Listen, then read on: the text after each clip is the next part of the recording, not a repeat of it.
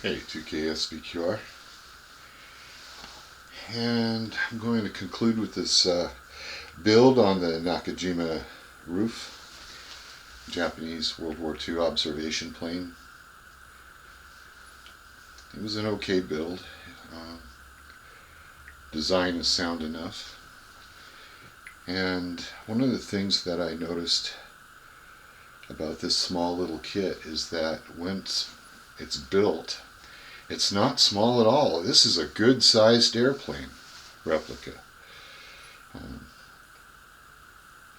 It builds into a very nice sized aircraft. I was impressed. Couldn't believe how that little box I'd get a great big airplane out of it. And I can understand why someone would want to fly this replica, or put a motor in it and fly, or rubber band powered. I myself do not have the skills to fly such things, so I just built it to a stagnant model.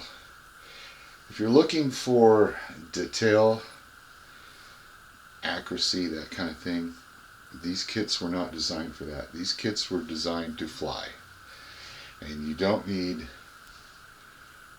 details that you'd get out of a plastic model kit that you'd get out of a BALSA. So if you get this kit, it is because you want the basic image of that type of plane. And if you're going to fly it, there you go. The other thing that I noticed is that I've seen other builds of this kit and they look spectacular. The tissue placement, everything. It was gorgeous. When I tried tissue, I didn't have those results. The tissue was sunk in and all that stuff. You got to keep working on it and get skills on how to do that with finesse. You're not going to get those results if you're like me and you try it the first time. So it can be done, but you need to practice. I used Easy Dope for the tissue. It works. And of course with the BALSA frame I use Sand and Seal. I recommend those two products. The other thing is that the BALSA strips that got the parts that are in them,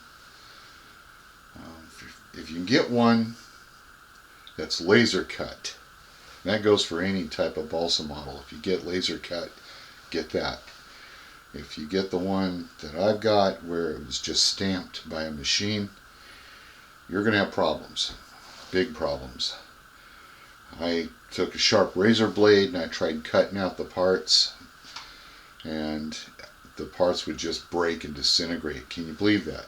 I used a sharp razor blade, X-Acto knife, to surgically cut out those parts and they would disintegrate on me. It was disastrous. So what I did is I grabbed a sheet, and instead of using an X-Acto knife, I would take my hands to the sheet and I would begin to bend, in other words crack the sheet up where the parts seemed to come out a little bit better and they would not disintegrate. So if I decide to do this again, and if it's a stamped sheet, not a laser cut, I will just take the sheet and I'll take my hands and I'll carefully fold and bend and crack open around the parts, and they'll come out a lot more cleaner than I would with a knife. It doesn't make sense, but it's true.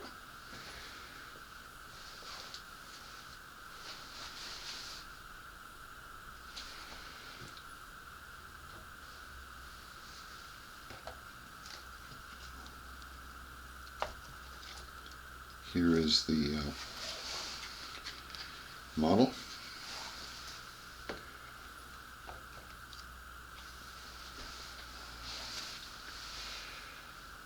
So it's definitely a display thing. You can display this, perhaps hanging on the ceiling. It's light enough.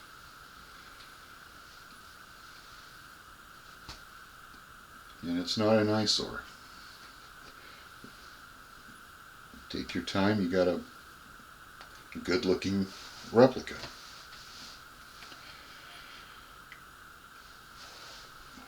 I used balsa to skin over the frames, and I took the sand and seal and coated it and put the paint on, and then I put easy dope, give it a gloss finish.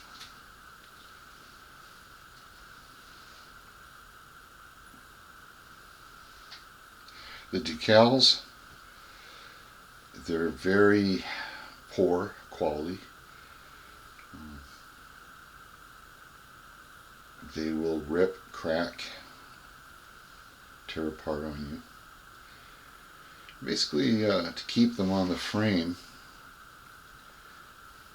apply easy dope on the frame, just a little bit, to cover the circumference of the meatball, so to speak. And then I would immediately slide a water decal onto the area where I applied easy dope, let it dry. Once dried, I'd cover it again with easy dope, give it a protective seal. But the decals are very sensitive. They will rip apart. It could be that this kit is old. I'm not sure. So that's going to be a problem for you.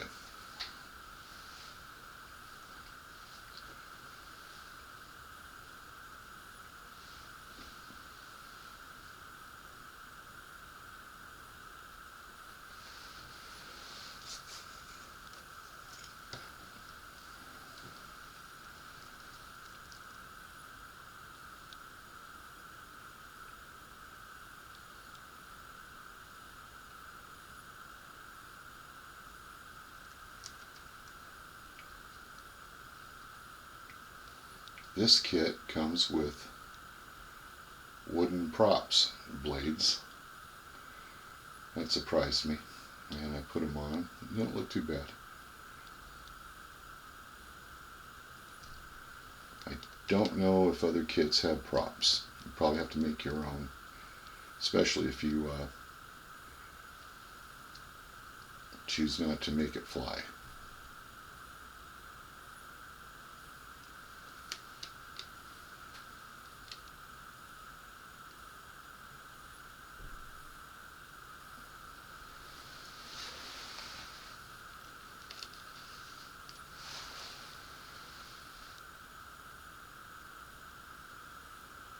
I'm holding this model by the main pontoon, and it just shows you how strong the construction really is.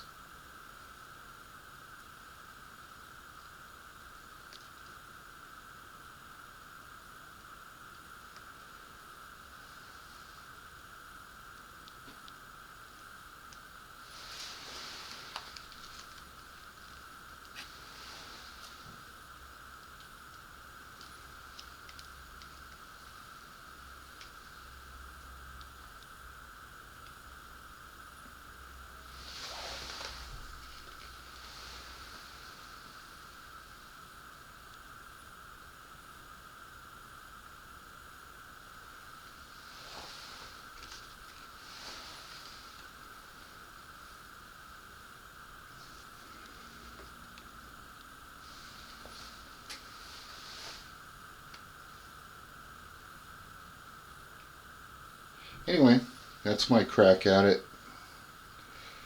It was okay. I don't know. I don't think I will build another one.